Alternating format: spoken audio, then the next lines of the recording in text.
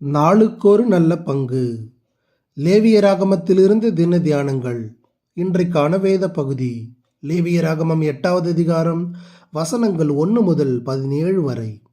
நமக்காக ஒரு பிரதான ஆசாரியர். கர்த்தர் மோசேயை நோக்கி, நீ ஆரோனையும் அவன் குமாரனையும் வரவழைத்து வஸ்திரங்களையும் அபிஷேக தைலத்தையும் பாவ நிவாரண பலிக்கு ஒரு காளையையும் 2 ஆட்டுக்கடாக்களையும் ஒரு கூடையில் புளிப்பில்லா அப்பங்களையும் கொண்டு வந்து சபையெல்லாம் ஆசாரிப்பு கூடார வாசலுக்கு முன்பாக கூடி வர செய்தான். வசனம் 1 முதல் 4 வரை. நமக்காக பரலோகத்தில் எப்பொழுதும் வேண்டுதல் செய்து கொண்டிருக்கிற மகா பிரதான ஆசாரியராகிய கிறிஸ்துவுக்கு நிழல் சித்திரமாய் இருக்கிற ஒன்றை இப்பகுதியில் காண்கிறோம். கர்த்தருடைய கட்டளைப்படி மோசே ஆரோனையும் அவன் குமாரனையும் அழைத்தான். தேவனால் அழைக்கப்பட்டால் ஒழிய ஒருவனும் இந்த கனமான ஊழியத்துக்கு தானாய் ஏற்படுகிறதில்லை என எபிரேயர் 5:4 வாசிக்கிறோம். அவ்வாறே கிறிஸ்துவும் தேவனால் நமக்காக ஏற்படுத்தப்பட்டிருக்கிறார். இது மனித கண்டுபிடிப்பு அல்ல, தேவனின் இருதயத்தில் தோன்றிய மகத்தான திட்டம். இது உலக அதிகாரத்தாலோ அல்லது சமய அதிகாரத்தில் இருக்கிறவர்களின் நல்லெண்ணத்தினாலோ அல்லது வேறு எந்த அதிகாரமிக்க குழுவினாலோ இது ஏற்படுத்தப்பட்டது அல்ல. ஆரோனும் அவனுடைய குமாரருமே இதற்காக ஏற்படுத்தப்பட்டனர். அனைத்து இஸ்ரவேல் கோத்திரங்களுக்குள்ளும் இந்த ஒரு குடும்பத்தார் மட்டுமே இதற்காக ஏற்படுத்தப்பட்டனர். இவர்களே ஆசாரிய ஊழியம் செய்யும்படி அதிகாரம் மிக்கவர்களாக விளங்கினார்கள்.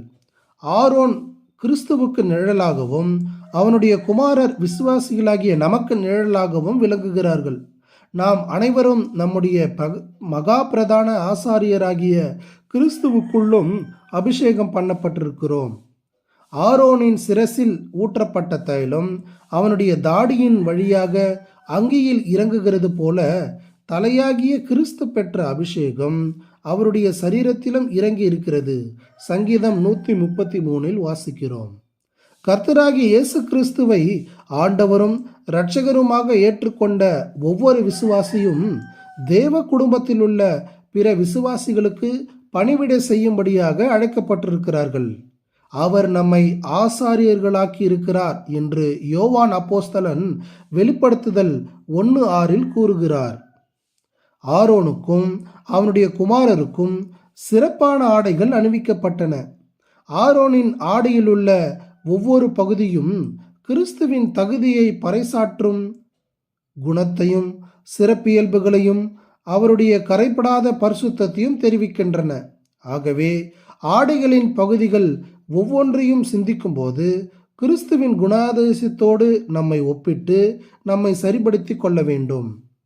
அவர்கள் அபிஷேக தைலத்தால் அபிஷேகம் பண்ணப்பட்டார்கள். தைலம் எப்பொழுதும் ஆவியானவருக்கு அடையாளமாக வேதத்தில் சொல்லப்பட்டுள்ளது. நாம் ஒவ்வொருவரும் நம்முடைய பணிகளையும் பொறுப்புகளையும் நிறைவேற்றுவதற்கு ஆவியானவரின் ஒத்தாசையும் வழிநடத்துதலும் அவசியமாயிருக்கிறது.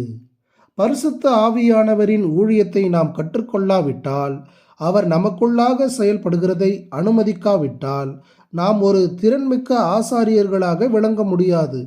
அடுத்ததாக பலி செலுத்துதல். இது பாவம் மற்றும் குற்றம் போன்றவற்றின் பிரச்சனைகளிலிருந்து நம்மை விடுவிக்கிறது. கிறிஸ்து பாவமற்றவர். அவருக்காக பலி செலுத்துவது அவசியமல்ல. ஆரோனை பொறுத்தவரை அது அவசியம்.